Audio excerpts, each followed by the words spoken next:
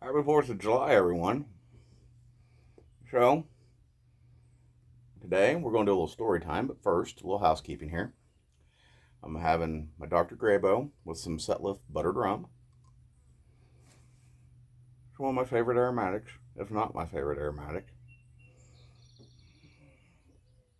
Going to be hard to get after, the whole Setliff's closing thing, but I still got some. So, I'm going to share fireworks stories with you. Because I have a long storied history with fireworks. Let's just say I love blowing things up. Unfortunately, sometimes it's myself. So, we'll go way back when I was a wee little tyke. Oh, just a wee little thing. Been 6, 7 years old. 4th of July, Independence Day, rolls around. Dad goes out and buys a bunch of fireworks. Typical family festivities, grilling and whatnot. Well, as such, you bought a bunch of fireworks. You start out with your typical things, your snakes, your smoke bombs, some firecrackers, things of that nature. Well, at that age, I wasn't allowed to play with firecrackers, and we'd already burned all the snakes. We put them in one big pile. Me and one of my stepbrothers put them all in one big pile and lit them all at once. Made a mess. It was great. Nobody was happy because there was this giant black mass the size of I don't know, a watermelon, a big pumpkin maybe, on the porch, on a plate, glass plate. It was a square plate. I guess it'd be a pane technically because it was for a window. Anyway, so they start lighting off firecrackers, and Dad lights smoke bombs and hands them to me, and I throw them, or I hold them, and he lights them, I throw them. Well, the older kids were running out, throwing the smoke bombs, running out, grabbing them, picking them up, throwing them again, over and over and over again, because they like to watch the trails go through the air. And being a little kid, I thought that was amazing. So I run out, pick up the smoke bomb, throw it. Run out, pick up the smoke bomb, throw it. And this goes on. Every time I run out there to pick one up, I get yelled at. Don't do that. Stop. Don't do that. You'll get burnt. Well, me being a little kid, I don't listen. I don't listen at all. Get yelled at, get swatted a couple times, still don't listen. It's too cool. Well, smoke bomb, light it, throw it, run out, grab it, pick it up, throw it again. Second or third time, I pick it up. It's a yellow smoke bomb, one of those little clay ones that are round. And I get it picked up, and I get ready to throw it. The thing goes off like a firecracker in my hand, just blows up. Completely singes the living bejesus out of my hand. I got hunks of yellow clay, I guess is what those are made out of. I don't know. What are those hard shells are made of? Stuck in my hand. I run me in the house. I run cold water over this thing, and they get the tweezers out and they start pulling hunks out. My hand stays in the cold water, and then they ice it, and then they put, some kind of gel on it, then they wrap my hand.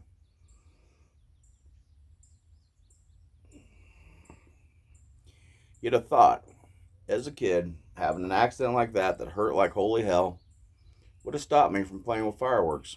No, it only got worse. So, a couple years pass. There's a piece of property that we go to. It's out in the middle of nowhere. There's a creek that's bisects it, splits it in half. On one side, big open field. It could be cut for hay. Typically, they just mowed it so we could play in it. About 4 or 5 acre patch of ground that was mowed. There was a shed there where they stored tools to take care of the grounds. And then on the other side of the creek was trails that were for trucks to go get wood. Just firewood. They weren't logging the area. And on that side of the creek, ant hills. Giant, giant, huge anthills. We're talking big around as a semi-tire and about 1.5 feet, 2 foot tall. And there was dozens of them. And they're still there this day. Maybe I'll go down there one day and get some video of those. Biggest anthills I'd ever seen, and they were just everywhere. Well, my dad had gotten a bunch of fireworks somebody had brought back from Las Vegas in the late 70s. And we're talking a metric truckload of these things. They drove them back from Vegas, and he had them. We're piles and piles. He had a safe that he kept this stuff in. He kept his black powder in there for his muzzleloaders and these fireworks and basically anything that was explosive. It was a safe/vault. And there were just boxes and boxes of these things. Well, every time we'd go down there, he would hand me a handful of firecrackers or M80s or cherry bombs. And sometimes it would be a combination, like a couple packs of firecrackers and 2 or 3 cherry bombs or 2 or 3 M80s. And a Bic lighter.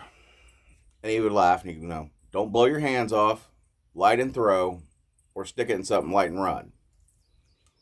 Well, maybe I'm a little kid. This is the greatest thing ever. I got explosives to play with.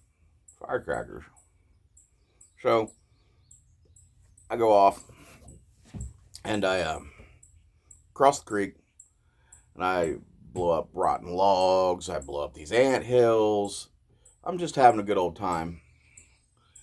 And that was pretty much a couple times a month thing, blowing stuff up with these firecrackers.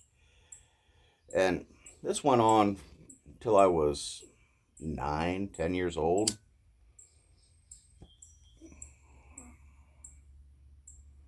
Well, a couple times until winter hit. We didn't go down there much in the winter unless we were hunting. So we had a different purpose altogether then. But anyway, that's beside the point. So it got to the point I was taking like empty 22 boxes, and anybody who's been around long enough will remember the old Wildcat boxes from Winchester that were wax coated. I would take those and I would tape them together or stick them together with some cheap glue, and I would make these little boats and I would stick firecrackers in them like chimneys, smokestacks. And I'd light them, put them in the creek and push them. Boom! I got me in a little bit of trouble because the stuff being wax coated just didn't disintegrate in the water. So I had to go out in the creek and clean it up. That's pretty good. Well, we'll skip ahead a few years. It got to the point where I was buying my own fireworks at 11, 12 years old. In the local town, there was a fireworks shop. They didn't care how old you were. You walked in with a handful of cash and handed them money, they would let you to walk out with fireworks. I'd go in, I'd buy bottle rockets.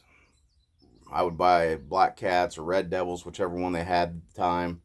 And then their M80 version, which is puny compared to the stuff I played with as a little kid. You know, quarter stick versus maybe blow up a pop can. So sad. Anyway, I would buy them and I would hoard them. I wouldn't just shoot them all off. I'm still this way this day. I bought fireworks 2 or 3 years ago, and I still have some of them. Anyway,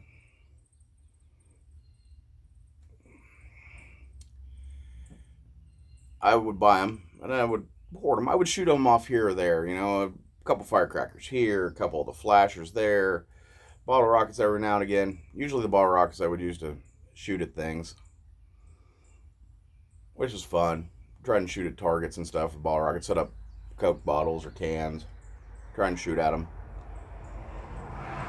Anyway, I got to the point where everybody knew I was a fireworks guy. So, neighbors up the road, other people who parents wouldn't let them have fireworks, would come and visit me, and we would trade, barter.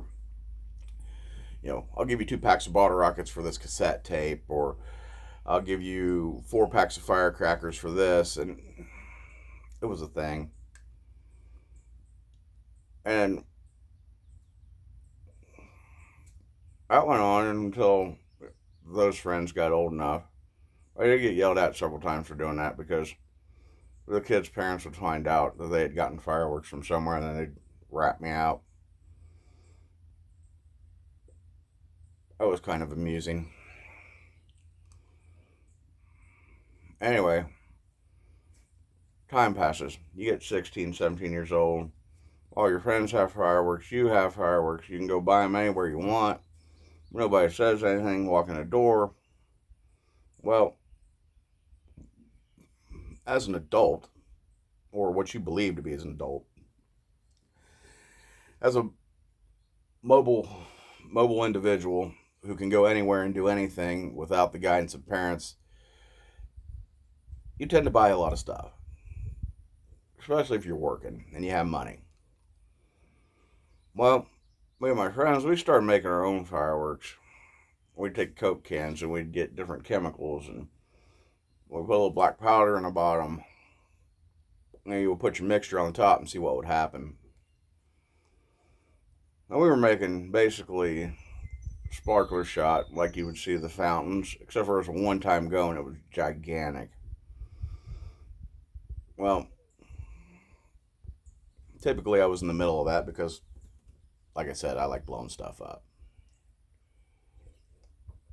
We're sitting up in town one day, and somebody shows up, and they went, "Oh, let's make something." And being in the middle of town, I knew better. We shouldn't have done it. We were sitting 200 yards at best from the state police post that's right in the middle of town. And mix up this concoction, and to try something new, we crushed up some naphtha mothballs and put in the mix.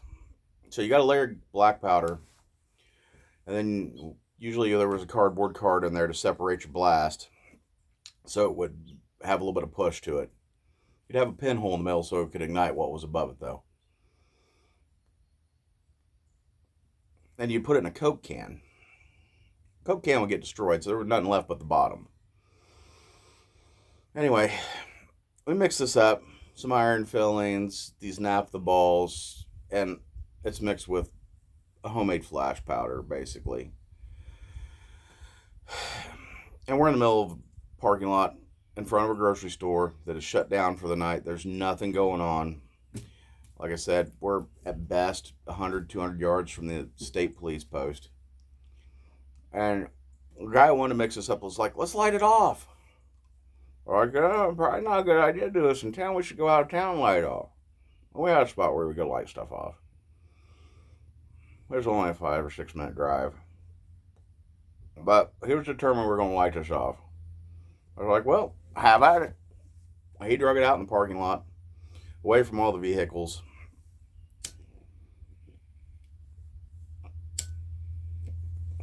Lit this thing, had a fuse, lit the fuse, run back to this truck. This thing, boom! It sounded like a cannon went off. It shot the biggest cloud of fire into the heavens you'd ever seen. And because it had naphtha in it, the naphtha superheated, melted, and turned into liquid fiery droplets. It rained down little burning fireballs on everything for about 70 feet in every direction.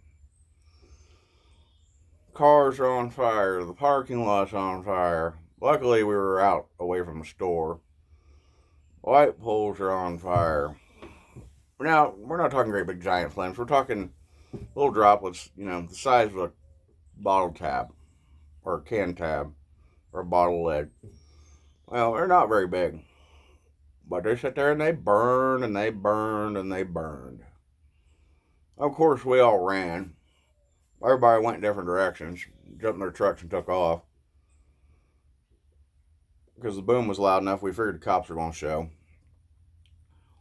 But we took off. And we just scattered different spots, different parking lots. Me and another guy actually drove up the road, turned and burned, come back. I had a friend that lived right across from where we were at. Went in there and hang out with him. Safe spot, house. Got to watch the chaos. Cops swarmed the parking lot after the kaboom. They're in there stomping the fire out that was left. There wasn't a lot left by the time they got there. So there were a few spots. They collected what they could find of the can, which was confetti. I don't know what they thought they were going to do with that. But we quit that. Stopped making homemade fireworks. This had been late 90s, early 2000s. After that event, we ceased all production of our own pyrotechnics. It was getting out of hand, I guess you could say. But that transitioned into something entirely different. We started having bottle rocket wars at about the same time we stopped doing all that. I mean, it got out of hand fast. It started out we were just shooting at each other with bottle rockets. Then it turned into people bringing pipes to aim the stuff, and I showed up with a piece of bent conduit that was just the right size for a bottle rocket. I was the only person that didn't have a shirt with holes in it because the conduit was bent in a 90 and it would just shoot the fire out the bottom. Like I said, I was the only person to have every shirt they owned had burn holes in it. But bottle rockets turned into artillery shells. And artillery shells begot Roman candles. So what brought this all to a head after a couple seasons of this, because we did it 2 or 3 years in a row. And the last year we did it, Roman candles became as prevalent as bottle rockets. People were shooting at each other with Roman candles. I had a pair of glasses I was wearing and hit the bridge of the glass. The Roman candle ball split and just singed both my eyebrows completely off. None left. I looked like one of them goofy kids you see on the internet that accidentally shaved their eyebrows. It was horrible. And that same group that got me with that a Roman candle, it pissed me off. I was mad. I was stomping off, going back to the truck to get more bottle rockets, and they did that, and I got mad, screaming, hollering, bloody murder. Mad. So I went back to my truck, popped the toolbox, got in there and got out a handful of artillery shells. I started lobbing them at that hillside where they were hiding. And, yeah, we caught that hillside on fire between them and me. They were shooting at me with Roman candles and jumping and dodging and shooting the Roman candles through tall grass, and I was lobbing artillery shells into the woods. And that tamed back the fight. That was the last season we did that. Everybody quit using Roman candles and artillery shells after that. It took a while to put that fire out on a hillside. Luckily, we didn't burn the whole woods down. But now as an adult, I just buy stuff that goes boom. Big, giant fireballs. It's not near as entertaining as when I was a kid, though, I have to admit. Well, I think I probably rambled on long enough. Happy 4th of July, everybody. Have a good one. Be safe out there. Don't lose no fingers.